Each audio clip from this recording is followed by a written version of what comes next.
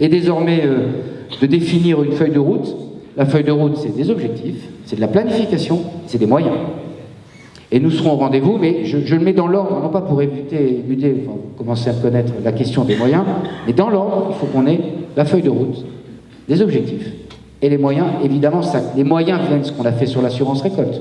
Les moyens viennent crédibiliser une démarche, parce qu'une démarche et une ambition sans moyens, évidemment, ça ne fonctionnerait pas.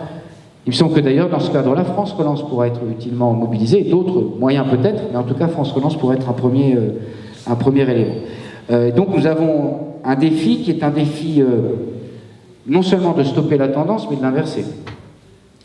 Et c'est un défi encore plus que de produire plus.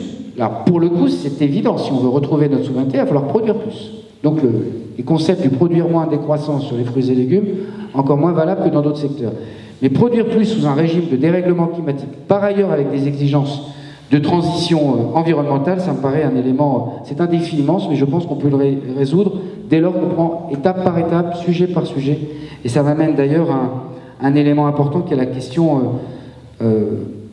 des produits phytosanitaires. Vous l'avez très bien dit, Monsieur le Président. Moi, je vais vous dire les deux niveaux de réflexion que j'ai sur ce sujet, vous le savez, c'est d'abord rien qui ne soit pas européen. La difficulté, souvent, dans notre pays, c'est que nous avons été un peu précurseurs. Alors, précurseurs de l'interdiction et précurseurs de la perte de souveraineté aussi. Hein. Quand même pas se raconter des choses. Sans clause de réciprocité. Donc, c'est au niveau européen que les questions se posent. Et sur un certain nombre, moi, je ne vous dirais pas qu'il n'y a pas des questions qui vont se poser, il n'y a pas des demandes de la société sur ces sujets. Deux, si c'est au niveau européen, il n'y a donc pas de distorsion de concurrence entre pays européens, il n'y a surtout pas de distorsion de concurrence avec des pays tiers. Donc ça, c'est les clauses de réciprocité sur lesquelles a beaucoup travaillé mon prédécesseur. Maintenant, le sujet, c'est que dans les accords, on fasse appliquer les clauses de réciprocité. Et une chose d'avoir réussi à l'inscrire en disant que dans les accords commerciaux, il faut des clauses de réciprocité, est une autre chose désormais de faire en sorte que ça soit appliqué dans un certain nombre d'accords internationaux. Ça, c'est le premier sujet. Pour pas qu'on crée ce que vous avez dit de la distorsion de concurrence interne. Mais il y aura des nécessités d'un certain nombre de molécules dont on sait à terme qu'il faudra ou qu'il faudrait en sortir. Deuxième élément, et ça c'est un objet de planification, c'est le concept de pas d'interdiction sans solution, et que nous mettions, au travers notamment de France Relance, puissamment des moyens pour la recherche et l'innovation. On va visiter cet après-midi un centre de recherche qui montre ce qu'on est capable de faire. Et donc c'est la part de l'État, y compris avec les filières parfois, c'est de mettre des moyens, c'est ce qu'on a fait au travers du CASDAR, comme vous le savez, avec des moyens complémentaires qui ont été mis sur la filière pour faire en sorte que vous trouviez des solutions. Donc ça, c'est un élément, c'est un élément important. Deuxième élément, et ça aussi c'est dans le cadre européen, c'est que quand même les solutions alternatives, on met peu de temps à les autoriser. Parce qu'il y a quelque chose qui est parfois désespérant quand vous dites j'ai des solutions alternatives, je pense au biocontrôle, on en a déjà parlé, sur lequel on vous dit allez sur le biocontrôle, et dès qu'on demande l'homologation et la généralisation du process, on vous dit ah oui non mais là il faut attendre 3 ou 4 ans. On ne peut pas demander à accélérer sur la transition et en même temps ralentir sur les opérations alternatives. Je sens que ça c'est un sujet qu'on a devant nous et sur lequel il faut travailler. Ça n'est pas que le ministère... ce n'est pas que le ministère de l'Agriculture, mais c'est pas parce que ça n'est pas que le ministère de l'Agriculture que le ministère de l'Agriculture ne doit pas s'en occuper. Je crois que c'est vous ou l'un de vous deux qui disait, quand j'ai vu le commissaire, il m'a dit ça c'est pas moi, c'est la santé, ça c'est pas moi, c'est l'environnement. Enfin, si, c'est nous. Hein. Si le ministre de l'Agriculture ne s'intéresse pas, ou le commissaire à l'Agriculture ne s'intéresse pas à ce qui est chez les autres, alors il faut pas faire comme ça. Je pense qu'on ferait défaut à notre responsabilité politique. Et donc on a besoin de travailler aussi sur des process d'homologation qui aillent plus vite et qui fassent que les solutions alternatives puissent se trouver. Je ne veux pas ne pas dire un mot de la position française sur les NBT, j'en parlais avec ma collaboratrice ce matin dans le train. On a une position des pays européens que je crois à peu près stabilisée désormais sur une position favorable au développement des NBT. Désormais, là aussi, il faut aller vite. On a les premiers éléments de l'EFSA qui ont été publiés là aujourd'hui ou hier, qui vont permettre maintenant à la Commission d'avoir les données scientifiques pour pouvoir le faire en sorte que dès 2023, parce que c'est une des voies les plus prometteuses que cette affaire des nouvelles techniques génomiques, c'est une des voies les plus prometteuses pour accélérer, pour faire en 10 ans ou en 5 ans ce que parfois la nature ferait en 1000 ans ou en 10 000 ans. Donc il faut avancer sans tomber dans les pièges et les panneaux qu'un certain nombre nous disent, parce que c'est toujours la même ritournelle après, sinon qui est remise sur la table autour des OGM. Donc ce n'est pas du tout le même sujet, c'est donc pas comme ça qu'il faut l'évoquer.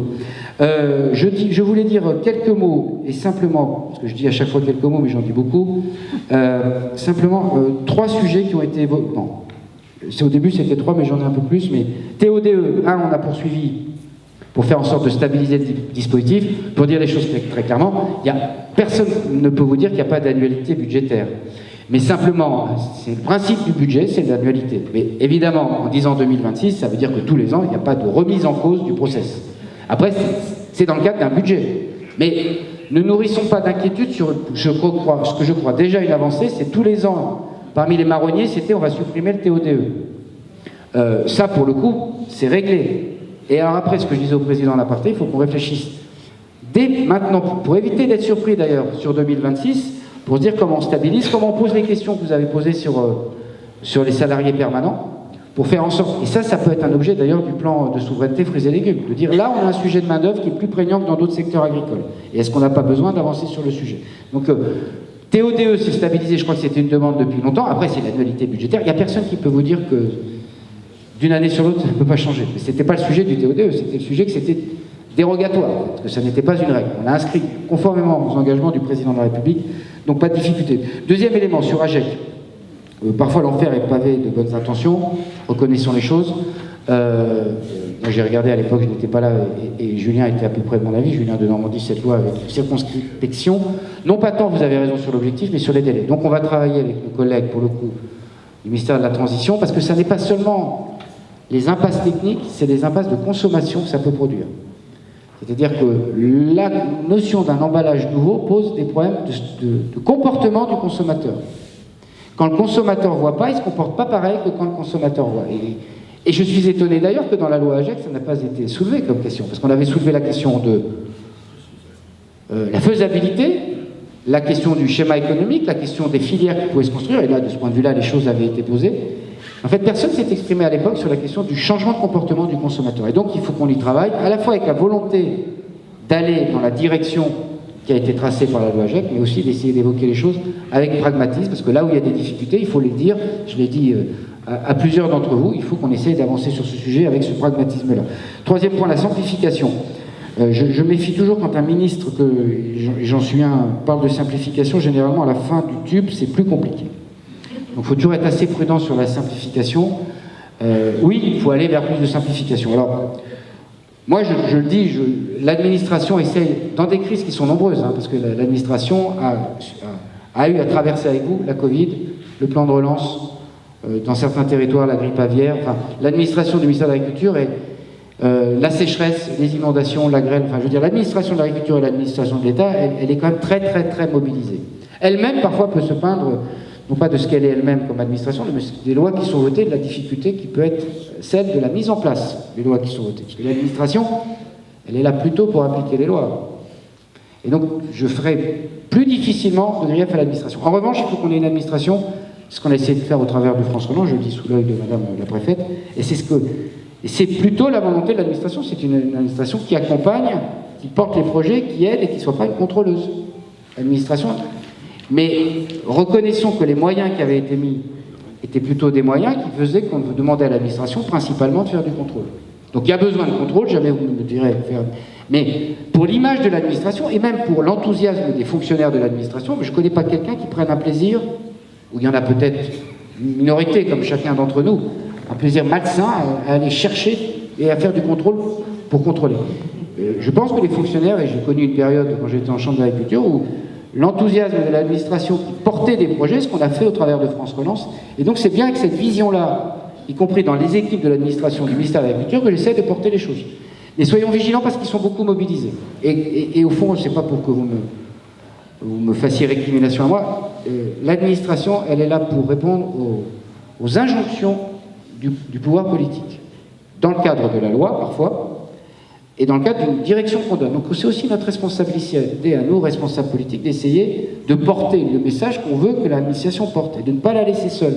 Et donc on a besoin de travailler là-dessus, et il me semble qu'on a besoin aussi, dans la précédente mandature, on avait beaucoup porté l'idée de la bienveillance et du droit à l'erreur. Et il faut qu'en agriculture, on essaye de le développer de façon plus forte. Il y a parfois le sentiment parmi vous, je sais, d'une forme d'acharnement et du sentiment que la première faute est sanctionnée et quand les premières fautes d'autres ne pourraient ne pas l'être. Bon, et donc cette bienveillance et ce droit à l'erreur, il faut essayer de le mettre à l'œuvre. Et donc c'est plutôt c'est pas seulement une affaire de simplification, parce qu'on vit dans un monde complexe et les choses sont complexes. Mais on a besoin d'avoir de nous, c'est pas l'administration à qui il faut le demander, que nous renforcions la place de l'administration comme accompagnateur des projets. Quatrième point, les zéro artificialisation nette, vous avez raison. Veiller à ce que l'agriculture